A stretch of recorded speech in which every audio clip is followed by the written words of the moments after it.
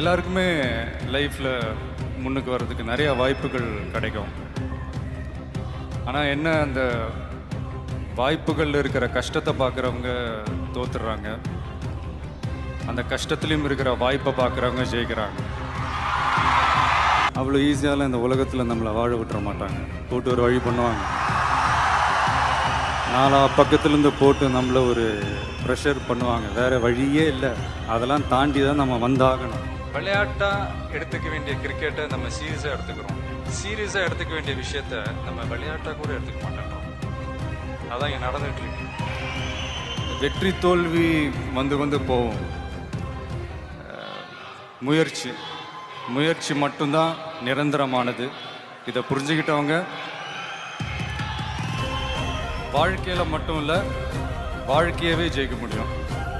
கிடைச்ச வண்டியில் ஏறி